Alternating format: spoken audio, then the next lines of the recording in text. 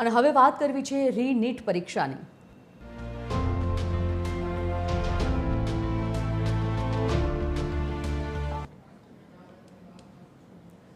દેશભરમાં આજે રીનીટ પરીક્ષાનું આયોજન કરવામાં આવ્યું છે, જેને લઈને એનટીએ દ્વારા ગઈકાલે છેલ્લી ઘડીએ દેશવ્યાપી મોક ડ્રીલ યોજવામાં આવી। પેપર લીક વિવાદ બાદ આ પરીક્ષાને સંપૂર્ણ ફૂલપ્રૂફ અને સુરક્ષિત બનાવવા માટે આ મોક ડ્રીલ કરાઈ હતી, જે અંતર્ગત પ્રશ્નપત્રોની સુરક્ષા, જેમેર્સ, બાયોમેટ્રિક અને સીસીટીવી કેમેરાની લાઈવ કનેક્ટિવિટી ચકાસવામાં આવી છે। દિલ્હી સ્થિત એનટીએ મુખ્યાલય ખાતે પણ ચુસ્ત પોલીસ બંદોબસ્ત અને કેન્દ્રીય કંટ્રોલ રૂમ એક્ટિવ કરાયો છે। આજે બપોરે 2 વાગ્યાથી સાંજે 5:15 વાગ્યા સુધી પેન પેપર મોડમાં પરીક્ષા યોજાશે। આ પરીક્ષામાં દેશ વિદેશના 565 શહેરોમાં 22.79 લાખ વિદ્યાર્થીઓ ભાગ લેશે।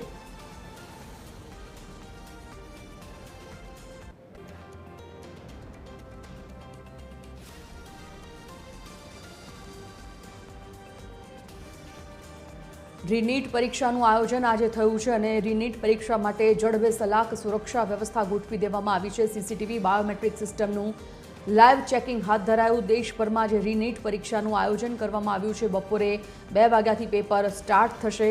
આ પરીક્ષાનું 5:15 વાગ્યા સુધી આ પેપર લેવાશે।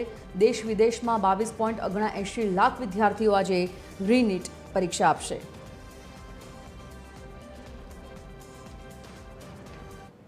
એસોસિએટ એડિટર અમિત ઠાકોર આ મુદ્દા પર લાઈવ જોડાઈ ગયા છે। અમિત, જે પ્રકારે નીટની પરીક્ષા આજે ફરી એકવાર યોજાય છે, પહેલી પરીક્ષા મોકૂફ રાખવામાં આવી હતી, રદ થઈ હતી ત્યારબાદ, અને રદ થયા પછી રીનીટ પરીક્ષાનું આયોજન દેશભરમાં ફરી આજે વાત જો કરવામાં આવે આ વખતે રીનીટની સુરક્ષાની, ચેકિંગની, તપાસની જડબે-સલાક સુરક્ષા તમામ જગ્યાએ રાખવામાં આવી છે। કેવા પ્રકારનું આયોજન રીનીટનું?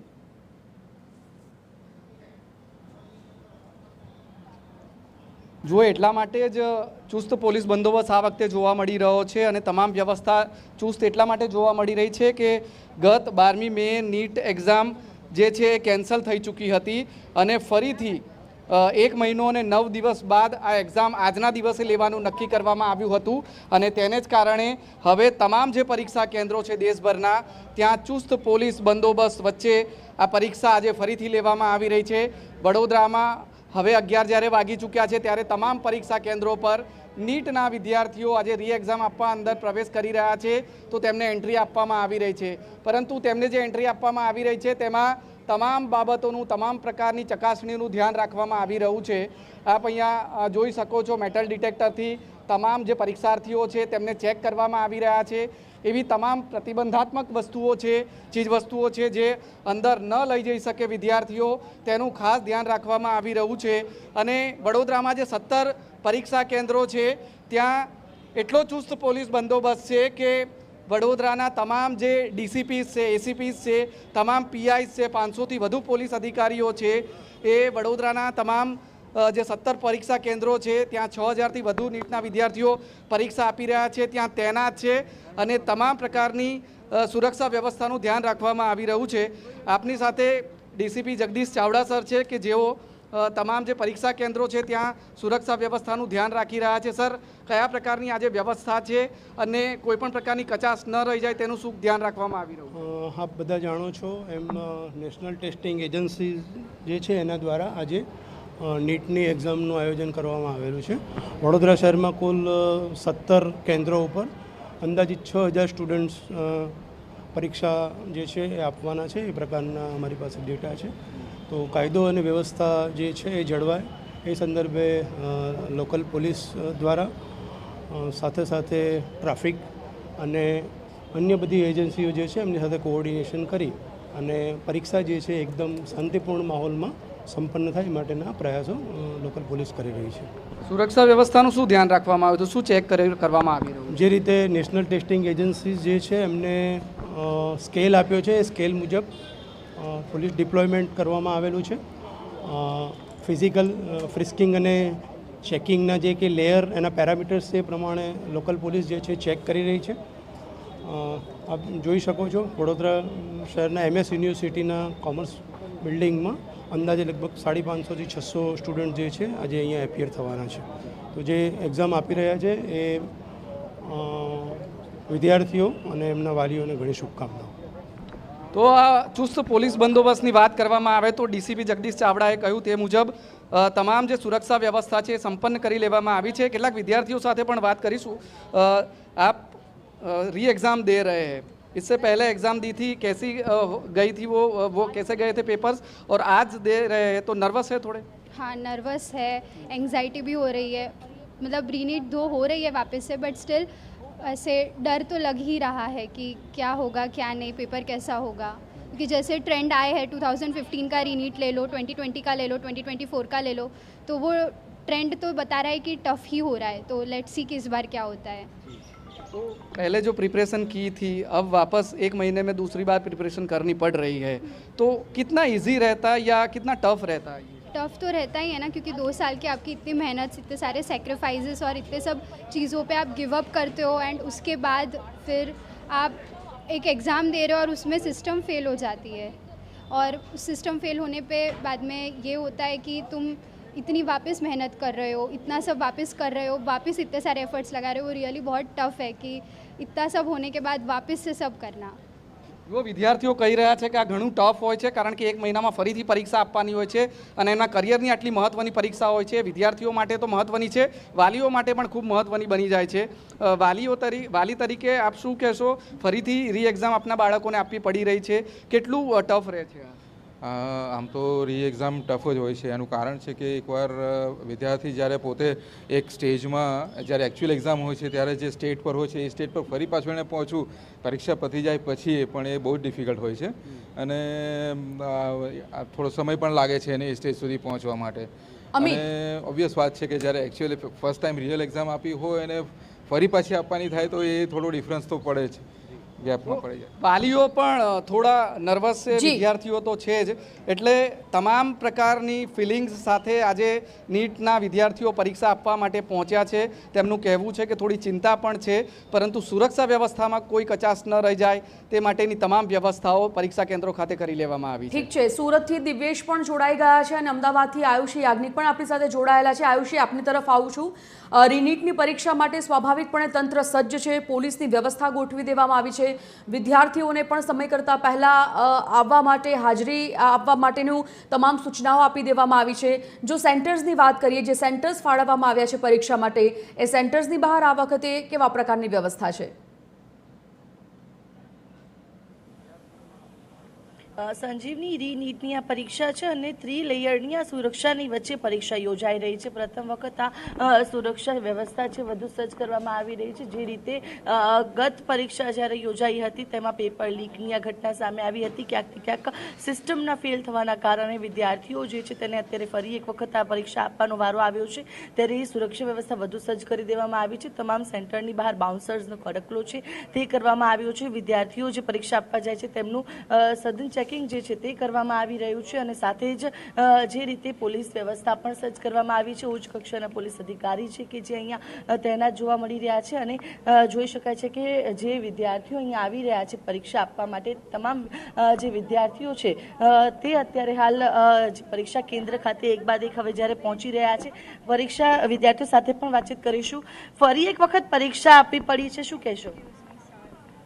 ફરી એક વખત પરીક્ષા તૈયારીઓ કરેલી હતી? વિદ્યાર્થીઓ જે છે તે અત્યારે બોલી નથી રહ્યા તે પ્રકારની પરિસ્થિતિ છે, કારણ કે ક્યાંક ને ક્યાંક તે વિદ્યાર્થીઓને જે આ ફરી એક વખત પરીક્ષા આપવી પડી રહી છે. કેવી તૈયારીઓ છે પરીક્ષાને લઈને? સરસ. બીજી વખત પરીક્ષા આપવી પડી રહી છે, શું કહેવું છે? બીજી વારે થોડું કોન્ફિડન્સ વધારે આવ્યું કે ફરીથી મોકો મળ્યો ને. બિલકુલ, એટલે કે જે રીતે અત્યારે જોઈ શકાય છે કે વિદ્યાર્થીઓ છે કે જે અત્યારે હાલ પરીક્ષા કેન્દ્ર ખાતે જ્યારે પહોંચી રહ્યા છે અને અત્યારે હાલ અહીંયા સુરક્ષા વ્યવસ્થા વધુ સજ્જ કરી દેવામાં આવી છે અને આ સુરક્ષાની સાથે વિદ્યાર્થીઓ જે છે તે અત્યારે એક બાદ એક હવે પરીક્ષા સેન્ટરની અંદર આવી રહ્યા છે. કેવી તૈયારી છે આપની, કારણ કે બીજી વખત હવે પરીક્ષા આપવી પડી રહી છે, શું કહેશો? તૈયારી તો સારી છે. બીજી વખત એક્ઝામમાં થોડી વધારે નર્વસનેસ છે પેપરના ડિફિકલ્ટીના લીધે, બટ આઈ થિંક થોડું ઇઝીનેસ બી છે કેમ કે બીજી વાર આપી રહ્યા છીએ તો. બિલકુલ. શું લાગે છે પહેલી વખત જેવું પેપર હતું આ વખત કેવું હશે? આ વખતે આઈ થિંક 15 મિનિટ્સ વધારે છે તો ડિફિકલ્ટી લેવલ વધારે આવી શકે છે, બટ ખબર નહીં. સુરક્ષા વ્યવસ્થા કઈ રીતે આપ જોઈ રહ્યા છો? લાગે છે કે હવે શાંતિથી પરીક્ષા પૂર્ણ થઈ જશે? આઈ થિંક આ વખતે સારું એ લોકોએ સિક્યોરિટી વધારી છે અને બધું અમારા માટે ઇઝી કર્યું છે, તો આઈ થિંક સારું જશે. અચ્છા, આ રીનીટ છે કારણ કે બીજી વખત પેપર ફૂટી ગયું હતું અને આ બધી જે આખી સ્થિતિ સર્જાઈ હતી, ક્યાંક ને ક્યાંક નર્વસનેસ લાગે છે આને લઈને? હા, થોડી નર્વસનેસ તો ઓબ્વિયસલી એક્ઝામ્સ માટે હોય જ છે, બટ આ રીનીટ છે તો ઓબ્વિયસલી ફરીથી પેપર લીક ને એ બધાની હોય તો એ થોડી નર્વસનેસ હોય, બટ ઇટ્સ ફાઇન. એક્ઝામ આપ્યા પછી થઈ જશે. બિલકુલ, એટલે કે વિદ્યાર્થીઓ છે કે તે પોતે પણ મેન્ટલી પ્રિપેર્ડ છે આ પરીક્ષાને લઈને, કારણ કે પહેલાં પરીક્ષા તેઓ આપી ચૂક્યા છે. આ મે મહિનાની અંદર જે પરીક્ષા યોજાઈ હતી.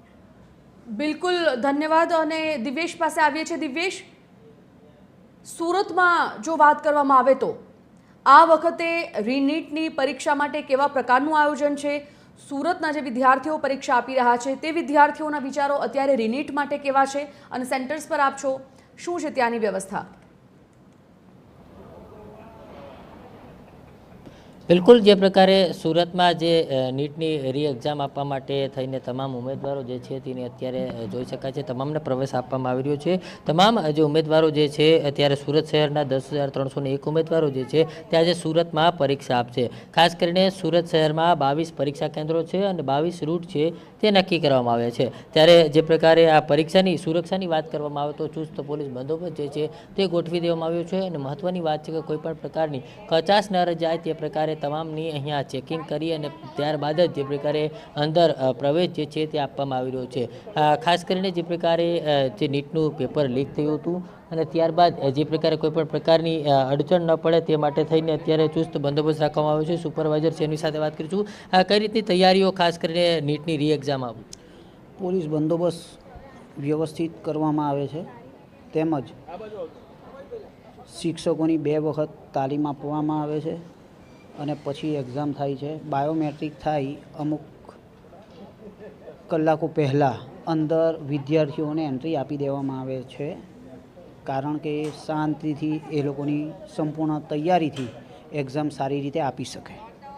ખાસ કરીને અગાઉ પેપર લીક થયું હતું, ફરી રી એક્ઝામ આપવામાં આવી રહી છે. અત્યારે વિદ્યાર્થીઓ જે છે તેમાં કોઈ ડરનો માહોલ જોવા મળી રહ્યો છે? ડરનો વિદ્યાર્થીઓ જેનું પેપર સારું નહીં ગયું હોય તેને તો બેનિફિટ છે જ, અને જેનું સારું ગયું હશે તેનું હજુ વધારે સારું જશે. સેકન્ડ ટાઈમ છે એટલે સુરક્ષામાં વધારો કરવામાં આવ્યો છે ગઈ વખત કરતાં.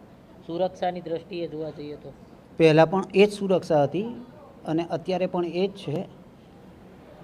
પોલીસ બંદોબસ્ત વધારવામાં આવ્યો છે અને આર્મીવાળા પણ છે જ, ગઈ વખતે પણ હતા જ. એટલે બિલકુલથી જે પ્રકારે અત્યારે જોઈ શકાય છે તમામ વિદ્યાર્થીઓ જે છે અંદર પ્રવેશ આપી દેવામાં આવ્યો છે અને કોઈપણ પ્રકારની કચાશ ન રહી જાય તે માટે થઈને ચુસ્ત બંદોબસ્ત તમામનું ચેકિંગ કરવામાં આવે છે અને ત્યારબાદ જ અંદર પ્રવેશ છે તે આપવામાં આવી રહ્યો છે.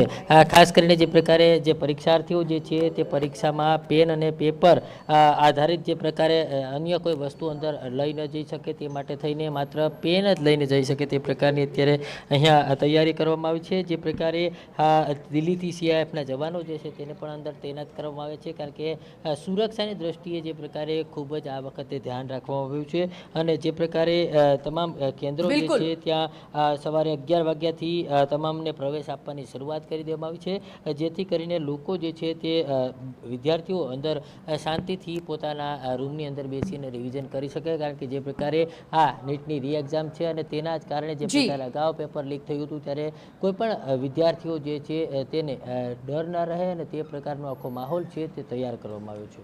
ધન્યવાદ સમગ્ર જાણકારી માટે.